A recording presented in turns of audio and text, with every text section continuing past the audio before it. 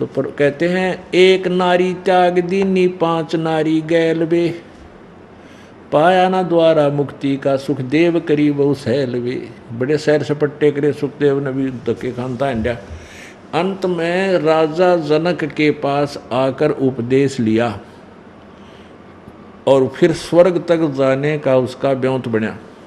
कहते हैं बैरागी सन्यासी सेवड़े तन पर छार लगावे हैं, ये पांचों नार 25 लड़के काम क्रोध मोह लोभ अहंकार, और ये शरीर की 25 प्रकृति, कहते हैं ये सब घी बांधे रहती हैं।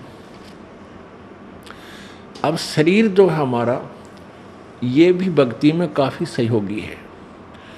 अब जैसे हमें शरीर मिलता है नेक माता पिता से, जिनका अच्छा आचरण शुद्ध विचार, तो उनसे हमें शरीर मिला है, तो उनका गुण उस शरीर के अंदर हमारी आत्मा को सहयोग देता है, और हमारे ऐसे ही आचरण, ऐसा ही व्यवहार, ऐसी ही प्रक्रिया, ये प्रकृति है हमारी 25, ये हमें सहयोग देती है। और एक शरीर मिला है शराबी कवाबी पिताते हैं चोरते हैं ठगते हैं, तो उसमें प्रवेश आत्मा का भी वैसा ही प्रभाव उसके प्रकृति के कारण वो डिस्टर्ब रहेगा।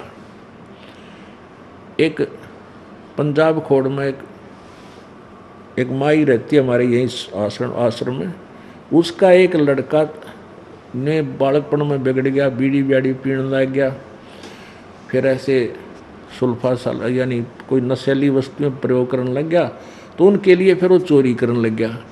उसका फिर पुत्र हुआ, और वो पुत्र 8-9 साल का हो गया, 10 वर्ष का, तो उस समय उन्होंने नाम लिया, उस पुत्र ने नाम ले लिया, उसकी माँ ने ले लिया, उसकी पत्नी ने ले लिया, और वो चोर तो ले नहीं था, वो तो अलग सिस्टम था उसका। तो उस बच्चे ने नाम ले लिया, 10 वर्ष का था वो, और वो फिर छोटी मोटी चोरी करे।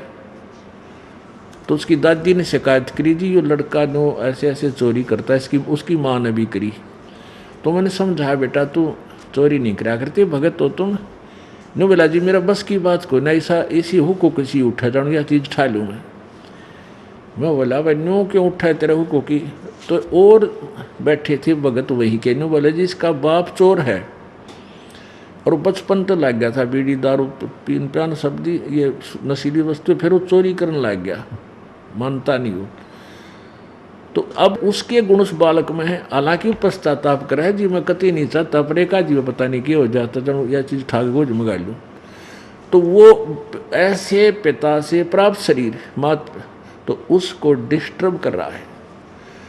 तो यहाँ क्या बताते हैं, तो ये प्रकृति जो 25 है हमारे शरीर की, जिसकी भी जैसी है, वो भी हमें बाधक और सहयोगी होती रहती है आंशिक रूप से। जैसे हमारा शरीर में एक ऐसा सिस्टम पर रखा भगवान ने, ये दास जब सर्विस करता था तो अरे मालिक का ज्ञान समझ में लिया था, नाम उठत नाम बैठत नाम सोवत जागवे, नाम खाते नाम पीते नाम सेती लागवे। ये दास रोहतक में जूनियर इंजीनियर की पोस्ट पर कार्यरत था, और रोहतक हमारा हेडक्वार्टर था, और इधर कोसली साइड में आसपास हमारी जो साइट थी वहाँ काम चलता था सरकारी। तो रोहतक से कोसली लगभग 70 किलोमीटर के आसपास है।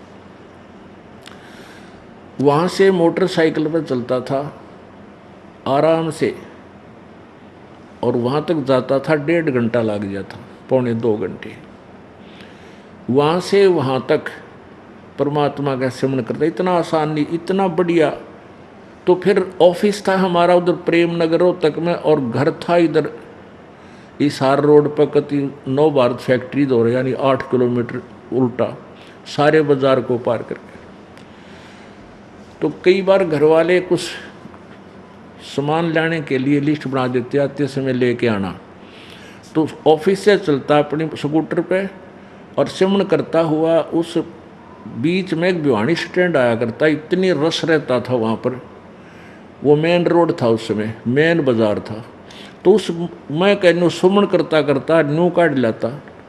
सुमन मालिक कहा और यार ये शरीर हाथ पैर अपने आप क्लच प्लेट पे, ब्रेकों पे अपने आप चलते रहते हैं, पता भी नहीं लगता कब कौन सा के करे।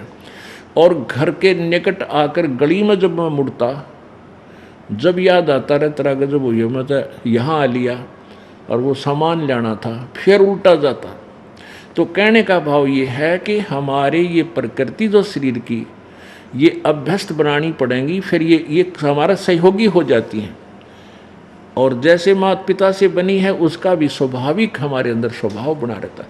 तो क्या बताते हैं